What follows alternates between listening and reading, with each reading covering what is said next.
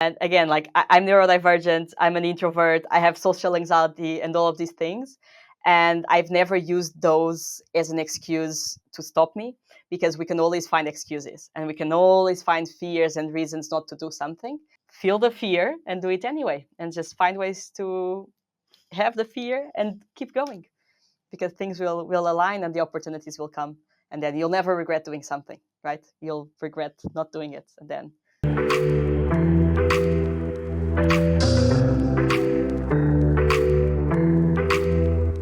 Hello, everyone. Welcome to one more Hiire Talks. Today I'm here with Mariana. I previously was in a podcast with Mariana, and now I found that was a good idea to invite her for our podcast because Mariana has always something very insightful to share. So I'm very happy to be here with you, Mariana, and to talk more about personal branding. That's a topic that we both, I think, we are passionate about.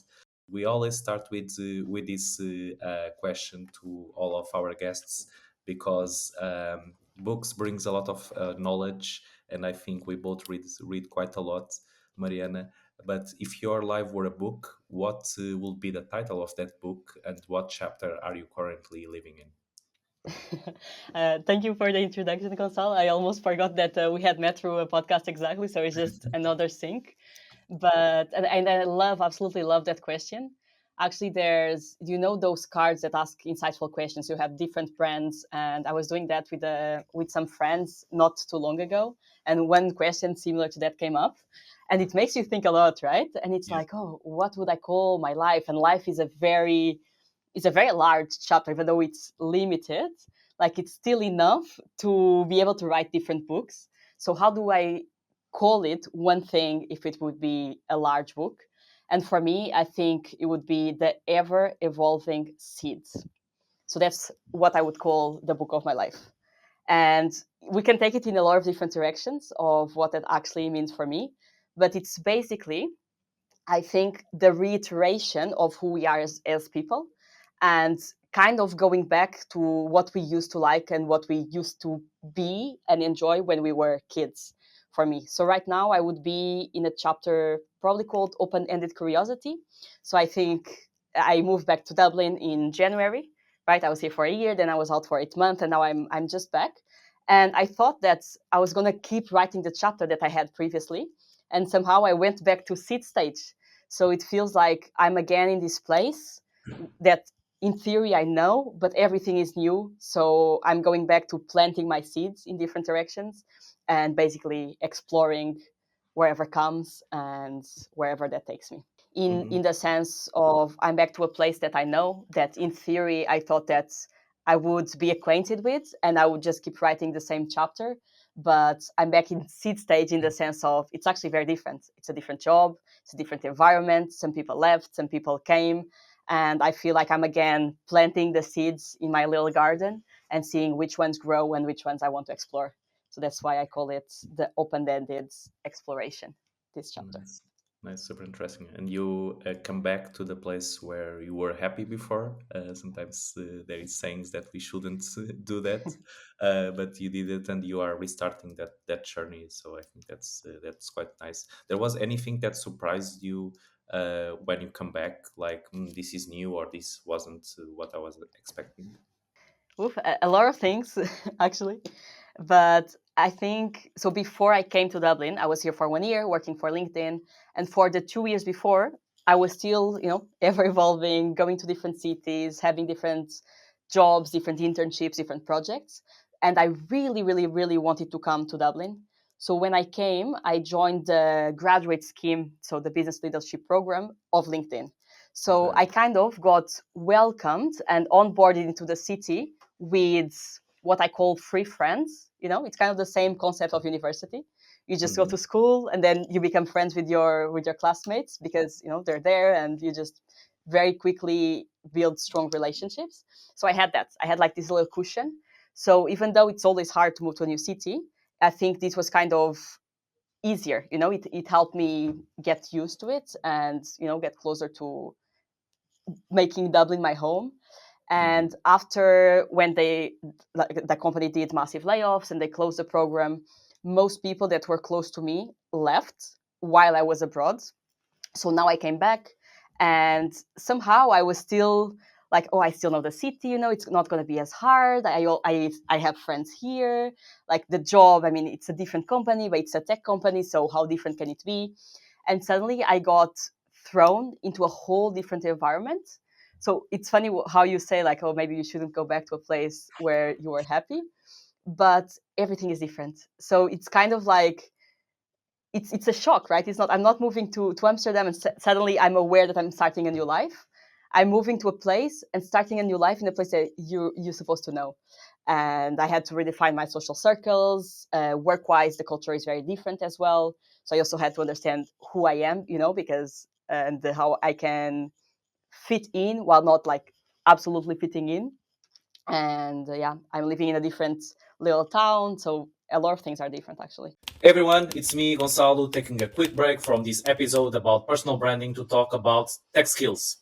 Did you know that you can upgrade your tech knowledge by accessing R&Hack bootcamps in topics like web development, UX UI, data analysis, AI, and much more? This way, you can merge all the soft skills we discussed in this video with the hard skills that the market requires. So you can land an awesome job in tech. Get the best of both worlds and access the link in the description to supercharge your tech career with Ironhack, the sponsor of today's video. I feel a lot what you said because I also lived in Amsterdam and then left. And when I come back, the city is the same, the environment is the same, but the Mhm. reality changed because people change around us. And I think that's always a different perspective that we got from the same city. And I think it's a good segue for the next question for us to go more deeper on the topic. So personal branding is of course very important for our professional life, but how do you feel that is important for you on your personal life and in these changes that you make over time? Oof, I love that. I was actually thinking about it very, very recent as well, because yes, personal brand and creating on social media impacts a lot your professional life. I mean, it's that the effect, it's like a snowball effect, and sometimes you don't know what's going to happen or the opportunity that you'll have. But I actually think that it has had a much bigger impact in my personal life than the professional life. And again, they're kind of intertwined, right? Because you're still a person doing a job and Mhm. evolving in this world. But some of my closest friends right now, I met through social media, either through LinkedIn or through Instagram. And you tell me, okay, even if you don't have a personal brand, you can still meet people. Yes, but I think it's more the depth of connection that you're able to find from the ground on because of the commonalities that you have.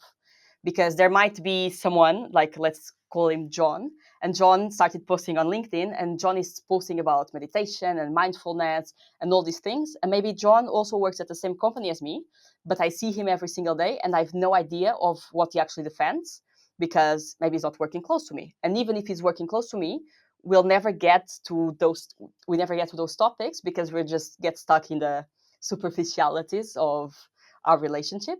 And because I become acquainted that he likes mindfulness and meditation, which is something I'm very passionate Mhm. about, then it's already like a point that I can use for us to connect. Like, hi, John, I see that you're very interested in meditation because you've been posting about it.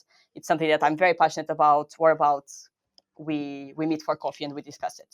So from the ground on, it's already something that brings you very, very close together. And again, we're the average of the 5 people we spend the most time with. And if it's not the 5, because I think there's no like real empirical data to prove that, like the way you think about problems, you think about life, and even the possibilities that you design for your own life are very greatly correlated with the environment that you have. So you Mhm. want to make sure that you're attracting people that are kind of moving in the same direction versus just taking people just because they are there. And I think social media and the personal branding allows this. Yeah, no, indeed, I agree because I feel that sometimes when I'm speaking with someone on LinkedIn and they follow my contents, when I'm speaking with them, they already know me a little bit. Yeah. And I have the same thing like when I spoke with you or when I speak with other people that do personal branding more seriously. It's like I already know this person. Hmm. I have this with my therapist actually because she posts a lot on TikTok.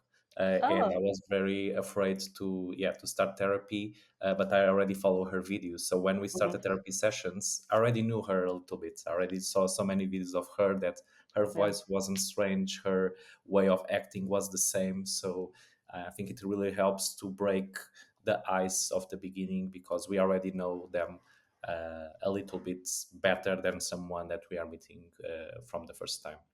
And that's correlate also with my next question. So a lot of people think that personal brand, it's a lot about selling, about being the guru and the expert in a certain field.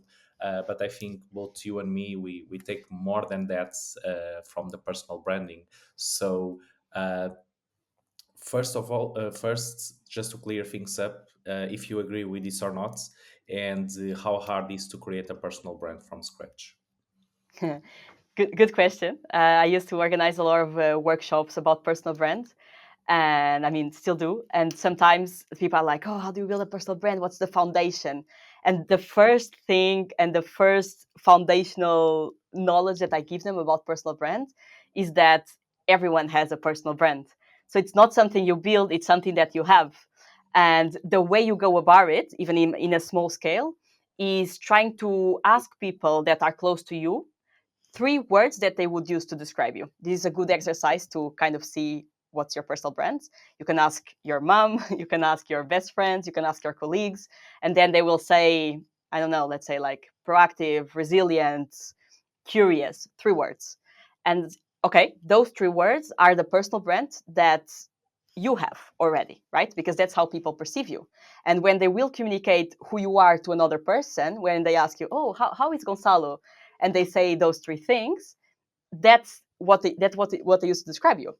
And now what people want to know is not how to build your personal brand, but is how to have control over the narrative that it's been told and how potentially to do it in scale. So those are 2 very different things. So how to have control basically is you start creating your personal brand online, right? In this case, and online can be a lot of things. We can talk about LinkedIn, we can talk about podcasts, Instagram, we can talk about newsletters. There are a lot of different ways to go about it. And then you want to go deeper into, okay, how do I make my posts better so they're seen more people? How can I change certain things to basically have a little bit more control over what's being said and the people I'm actually reaching and who am I helping? So I think those are 2 different aspects. And just TLDR, everyone has a personal brand. Yeah, I think that's a good point, because I think if you have like a social media profile, the personal brand is there, right? So Yeah. people can check it out. Then if it's a good or a bad personal brand, that's another topic. And okay, you mentioned something that people should start asking, like their relatives or friends, how they see themselves, how they see us. Which other steps do you think it's important if someone wants to start a personal brand now? So number 1, I would say you have to pick a platform, because something I see a lot of people doing, and even when they come to me for advice, is that they're like, oh, I want to post everywhere, I want to go on LinkedIn, and then I tried LinkedIn for a bit, it didn't work. Now I went to Instagram, it's not working. Now I started posting on TikTok, everything is a flop. So I think before that, and before you start diversifying, you need to pick one platform and really understand it deeply and commit to it long enough that you actually are able to, from the insights and from the time and consistency, to drive the conclusion that it works or it doesn't work before you decide to put more effort into it or to switch to another platform. So number 1, commit to a platform and pick one and commit to it. Then number 2, I would say, because people are like, oh, I've been for, sometimes people come like, I've been for 3 months, like writing this one post and I'm just so scared of posting it. Like, it's the most basic advice that any content creator will give you, but it's just posts. Your first posts will be a flop, and they only get better once you start posting more and more and more and understanding your own style and what works and what doesn't. So you need to post your worst work before you get to a good place, right? And that will take time. And for these, I would take a step back. And in my personal case, I'm very like structured, and I love, doing making everything kind of a project. So what I would recommend is for you to just to find like 1 month, maximum 1 month. Put in your calendar the dates in which you will post, and then commit to a posting schedule. Let's say now it's day 0, so I'm going to post on day 15. So I have 2 weeks to draft one post. and then I will post on every Wednesday for every week, and I will do that for 3 months. So you make it kind of like a project. So it doesn't matter what happens in the world, if the world crumbles, if you then are scared, because you committed. And the best thing you can do is just be reliable to yourself, not even to other people. It's just to you. And then after that, just keep doing it, and you'll have time to draft the post, to study other content creators, to look into analytics, all of that. But I think that's secondary. So that's what I would say. Commit to one platform and commit to a posting schedule and just post. Okay. And on that saying, I think it's pretty smart to commit with one platform. And you said, okay, do it for a long time before switch. What is that time specifically? So it's 1 month, it's 6 months, it's 1 year. What is your opinion about the right timing for people to have a clear view of understanding? Okay, let me add another platform or let me test another platform. Yeah, so I don't think there's a right answer for that, but it depends. It's very personal, but I think you cannot drive conclusions from anything that lasts less than 3 months in terms of social media. Let's say if you post once a month for 3 months, that's 3 posts. So it might not be enough, right? But if you post every week, that's 12 posts. So you can already get a little picture of whether you actually enjoy this platform and who you are in this platform, right? Because it's very different. Like, I'm currently posting across platforms. I've been doing this for multiple years, right? And on LinkedIn, it's very easy for me because I'm a little bit more introverted. I don't have to show my face. It doesn't matter if I have energy or not to create. I mean, it does matter, but I can be sitting on my bed and writing posts for 5 hours and I get a lot of energy from it, right? Versus video, which is a whole different process. I have to script, I have to record, and when I record, I have to be on my best self with my best energy. Then there's a different type of energy to edit, so the different processes. And like, I have friends who are posting mostly video content. They're very, very extroverted, and they're like, I cannot imagine sitting down and writing for hours. That doesn't give me energy. To me, I would do that for the rest of my life, Yeah. So also depends on your personality. Yeah, But there's a platform for everyone. Yeah, Sorry. no, it's funny that you say that because I feel the same thing. That on LinkedIn, it's very easy to be consistent. I can do it like 4 or 5 times a week easily now. On other platforms like videos, now I need to, like, for 1 month I do all the videos in one day because it's much easier to focus the energy on that day. I hate the process a little bit because it's a bit forced. It's this day that we need to record videos, but at least it's done and it's out of my mind. And I think it's important as well to have those break spaces to divide your attention. And a lot of this has to do with public speaking, right? Being in a video, being in a conference. So I think that requires a lot of energy, especially for introverted people. For extroverts, that might be a little bit easy, but still it's a hard topic. And there is a lot of people that fear speaking in public and doing videos. Which advice do you have for people that think, oh, I hate to speak in public, I hate to do a video? How people should approach this? Oh, that's a good question. So the first thing I would say is that we're going to fear a lot of things in life, right? So fear shouldn't be a blockage and shouldn't be the thing that stops us from doing something. But it's more like, okay, if I want to do this, how can I do it while still feeling the fear, Because there's something that's called the spotlight effect, that it's something that it's called out a lot, especially in public speaking terms, which is this concept or this thought that everyone's attention is on us. So when I'm on stage, I have this spotlight on top of me, and everyone is looking into the micro things. Oh wow, my palms are sweating. Oh, I'm not locking eyes with them. Like, I'm walking very fast. I'm speaking very fast. And then what actually happens is that most people are usually just in their heads.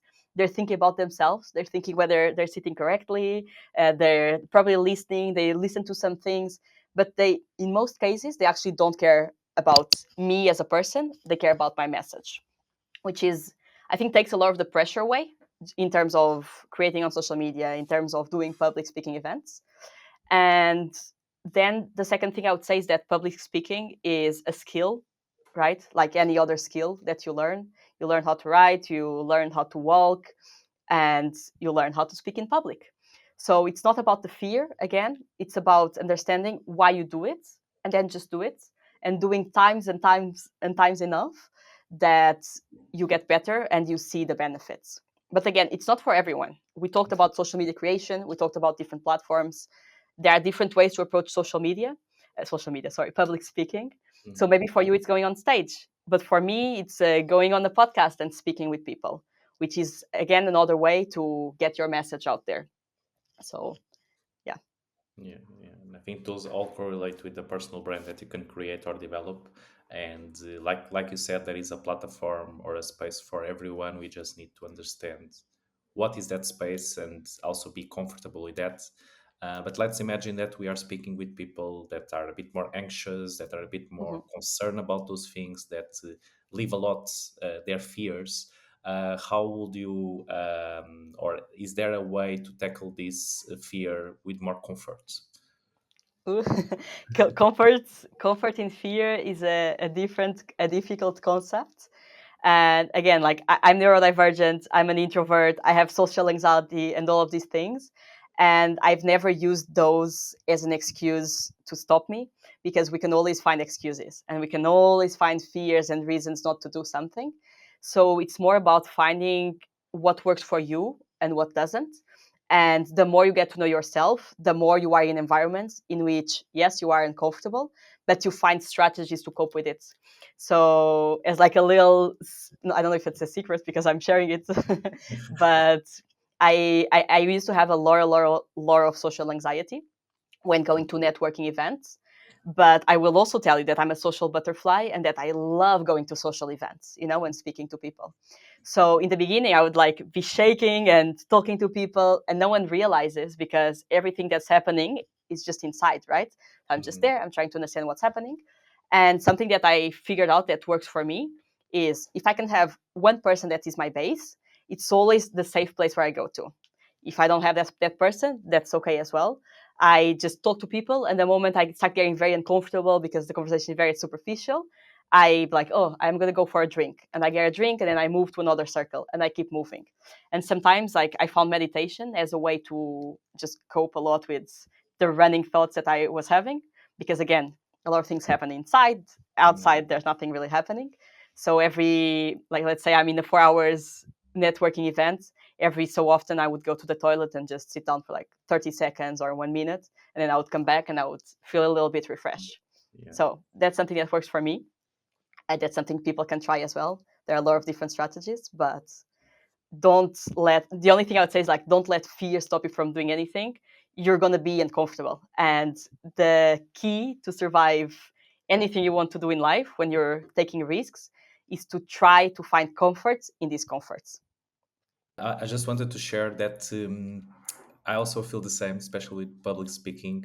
Even yesterday, I had a talk, and the day before, I sleep very badly. So it always happened, but nobody really realized that. And when I start a talk, I'm always a little bit nervous. And what I understood is if I have a conversation with someone right before the talk, like from a random topic, and I enter the stage, it's very easy because your mind is not on the talk itself. If you have too much time to be by yourself before a talk, you start to think about what you want to say, about how you want to say it, and then I think you always create more problems in your brain than the actual problems that we face. So I think it's nice to have these little moments and having some comfort in the discomfort, but also accepting that you won't be comfortable, and I think we all need to live with that to grow and to become better people and becoming better professionals. Um, so now if we can be very, very concrete, because you shared a couple of things that personal brand helped you in your life, but I would like to have real life examples of what personal brand did for you. So basically, to explain a little bit how personal brand helped you professionally and personally. Personally, we already saw that you got a lot of friends and a lot of Mm-hmm. networking with that. But if you can like summarize like 2 or 3 points that personal brand really helped change my life because of this and that and that. Yeah. So if you like, I'm not thinking so personal brand changed my life because no, I'm kidding. I think I could give you millions of examples, but the two that stand out is number one, I didn't know the scale that I could have with social media, because I literally started posting just because I had too many thoughts and too many insights. And I was like, if I'm benefiting from my own reflections and my own learnings, someone else will. And it didn't have like a bigger purpose other than that. It was just like, I'm going to share, it's going to help someone feel like they're not alone in their journeys. And then it started growing. And again, we talked about it personally. I have a lot of close friends that are also posting on social media, and we kind of bounce ideas out of each other and grow together. Professionally, I've been invited to a lot of events, podcasts. I've had some trips paid for some public speaking gigs, which is something that I'm like, wow, you're paying me to go over to Turkey to present in front of like 1,000 people. Wow, that's amazing, you know. Recently, I started monetizing social media as well. So it's a side hustle. And the two main things that I would say is, number one, last year I got laid off, right? I didn't know what was going to happen, but I was confident enough that if everything would go wrong, I still had social media that could at least not let me starve, you know? Mhm. So Very the well. different projects you can have, it doesn't need to be social media, but my personal brand allowed me to do job search while I was traveling in Asia and not worry that I needed to find a job tomorrow because I'm desperate and I'm gonna die. So that's number one. And then number two, not the way I'm here, a lot of things happened, but one of the elements that allowed me to get here was through a video. Because the way I got my job at Google right now was Okay. because back in the days I posted a video. It was an application video, right? I found a hiring manager, recruiter, I sent them emails, I made a video, my friends were also involved, they helped me create it. And I post it on LinkedIn, I post it on Instagram, TikTok, everywhere. I'm like, I don't know what's going to happen. And because I had some presence, plus it was a strong video, it went kind of viral, and it allowed that video to reach a lot of people that were high in the hiring committee from a lot of companies. And through that, I got a lot of messages of people like, do you want a coffee chat? I can introduce you to the hiring manager. I met hiring managers from a lot of different companies. And I was like, oh, this social media has a power that goes beyond our understanding. Mhm. Yeah, no, indeed. And you start all of this without a purpose behind it, right? No. Without Yeah. thinking, okay, I'll earn a lot of money, I'll have a lot of followers. You just start sharing your thoughts, sharing what you think already. I think that's, Yeah. yeah, pretty good to share with people, because sometimes we have this talk starting with a why, right? Starting with Yeah. the purpose behind, but sometimes we don't need the purpose. We just need to do it, and the purpose will show up. Um, cool. And how and where people can learn this? I think there are a lot of resources online. Again, I think if there's one insight we can take as well from this conversation, is that action, sometimes you just need to do it. So you can spend years and months learning about social media, learning about content creation, learning about LinkedIn's algorithm, and then it changes overnight, and then you don't know anything anymore. So the best way to go about it is just to create, and then learn from people who are doing something similar but are already in a more successful position. So what I did was, it took me 3 months to actually post my first like real post, because before I was focusing on comments, because I realized that comments, they were kind of like a micro post and they are still seen by a lot of people. And I was just like playing around. And then I made a list of my 10 to 20 favorite creators. Some were in niche topics, personal development, mindfulness, wherever. But then others were talking about content creation themselves. So every day I would block 1 to 2 hours and I would just read their posts, and understand, oh, this one went super viral. Why? Was it the hook? Was it not the hook? Was it the CTA? Was it because they had an image they didn't have? But again, you can go into as much detail as possible. If you don't post, if you don't try for yourself, it doesn't really matter. Yeah. On the outdoor side, do you have like any one that it's like, this is my example, or this is my dream personality to be, or someone that inspire you more than other people? I think that there are some, but again, I don't think you should aim to be anyone, because you find your own style. So if I ever aim to be anyone else, I want to be hit with a hammer, because I just want to be the best Mariana. But in terms of social media creation, I think my favorite one, she's called Lara Acosta. Okay. Don't know her. She grew very, very rapidly. I think she was still studying at university when she started creating, and she talks a lot about this, about fears, content creation, about how you just need to put stuff out there. yeah, she should be one of my examples. Okay, okay. Any others that you want to share? Because now You, Gonçalo, you're one of my favorite creators. I always learn so much from you. and okay, thank you for that. Any other person that people usually don't know? Because if Mm. they are seeing this, they already know me. They already know you. Yeah, they should follow you more attentively. I think Clara, I think there is like the people that, because we also talk personal branding, but also about job search and all of that. I follow Consulting a lot. So Jonathan, Javier, and Jerry Lee, those are the two co-founders. And they used to post a lot just about job search. But recently they started posting about mindset creation, which I think, again, it's what defines everything. Mhm. Personal branding, what defines how you approach job search, how you approach life. So I started really enjoying their posts.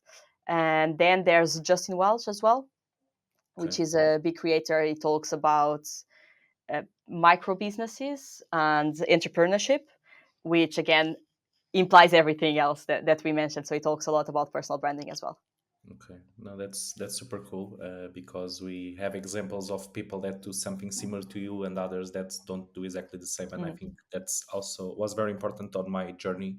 I got very inspired by Gary Vee Yeah. during COVID, so I just started to post because of him, to be honest, because he was like, "You need to post on LinkedIn, on TikTok," and I was like, for 6 months hearing the same podcast, hearing the same thing, and then I started to do it. So I think it's very good for us to have inspiration like this, but like Mariana, Yeah. like you shared, not copy paste what they do, not aiming to be them, but really taking the good parts of them and using that for your skills to become better and to become more of your personality online. Because I think this world of personal branding of contact is really learning with each other, sharing a lot. Sometimes you will feel that you think very similar to other people. Sometimes you have completely different views, but I think in the end that's very healthy because we all grow and we all become better in the end. So, Mariana, just to finalize a little bit here our conversation, I want that you share one more secret with our audience. Here, you can really share a secret of you. If you have one piece of wisdom or a hack that you have to become more successful in personal branding, what would you share with us? Personal branding. So I already talked about the fact that you just need to create, and commit and be reliable to yourself. I think the biggest thing for me, and it was something that only recently I came to understand, was the importance of having mentors that are close to you but are one step ahead in the journey. And what Mhm. I mean by this is that when I started my journey, just career, professional life in general, I used to go and try to seek and find mentors that were, I don't want to say old, but they were very far away from me in the journey. They're like CXOs, maybe they're retired, and I thought they had all the source of wisdom because they've been through it all, so they can really like guide me in the proper way. But and this goes hand on asking for corporate advice and career advice from our parents, which sometimes when we're young, that's who we go to. But then as we grow up, we understand that although yes, they have knowledge that has to be, we have to be grateful for, and there are a lot of insights that we can take from them. They're probably not aware of the reality that we are currently living in, right? Because if you tell your parents, I don't know, but let's say you tell your parents, oh, I want to become a digital nomad, I want to travel the world, they might go like, don't you want to like buy a house and then have your family and they'll have a little garden? So they have a different reality because they weren't presented with some of the options that we now have. And some of the best mentors that I have are actually my closest friends, because I think we take it very seriously. We need to find this person full of wisdom. My closest friends, my friend Nuno, who, is probably like 5 years older than me and has been where I am now, and he can guide me, and I can go to him just kind of venting. I don't have to just be very organized in my thoughts because we're friends. And then he will just say one thing or two. I'm like, oh, okay. So it's not as structured as we think. Or my Mhm. friend Adriana, who was working at Google 1.5 years ago, and now she's a digital nomad and she's creating content. And we're very close. We're very acquainted with each other's journey. And she is one of the people that inspires me the most. So I think we need to redefine our definition of mentor and go seek people that are a little bit further away, but not as much as they wouldn't understand. And we just become friends with them because they're so enjoyable to hang out with and to learn from. And then you will grow together. Yeah, no, that's very nice because if you don't have a friendship, I think it's harder to last those Yeah. mentorships. And I totally agree with you because when I started my career, I always asked my parents, "Hey, I'm thinking about moving jobs. What do you think about it?" And my the answer of my mom was, "Oh, are you changing again jobs? You are just there for 2 years. Why are you Yeah. changing?" And now I completely changed my strategy and I inform them of what will happen. So I need to form my opinion before telling them because I know that asking them won't benefit me. And I think we need to be very aware. I think we should all ask and seek advice. I think that's very important, not only for personal branding, but for everything in life. But being aware to whom we are asking that advice. Because for certain topics, personal branding, you and me, Mariana, we are very good at it. We can always Mhm. add, but we have, if we are talking about, I don't know, like finance or international taxes, probably we are not the best person. So we Yeah. really need to think which people are we asking, and I think that's a very important skill as well to select well our mentors, and I think that's really help us to further in our career. Cool. I Yeah. think we share a lot of knowledge. This wasn't super long, but was very short and sweet with a lot of contents. Any final remarks, Mariana, that you'd like to share? I think just what we talked about before, I think we can just sum the conversation as fear is nothing. We're all going to be scared of a lot of things. Sometimes I'm scared of going out to the world and see people because I'm tired, and I won't have the energy. Fear is always there. Fear shouldn't stop you from getting where you want to get and do the things you want to do. So feel the fear and do it anyway, and just find ways to have the fear and keep going because things will align and the opportunities will come, and then you'll never regret doing something, right? You'll regret not doing it, and Oh, then great. you'll say it's time. Yeah. Cool. Let's close with this very powerful remark. So please don't be afraid of the fear and really fight your fears and really do more because you won't regret it for sure. Follow also Mariana on social media. She has a lot of good content to share with you. I hope you enjoy this session as much as I did, and was awesome to learn more about personal branding. I hope that a lot of you can also start your personal branding. And if you need anything, feel free to reach out to us. And yeah, enjoy your weekend, enjoy your day. Bye bye. Bye.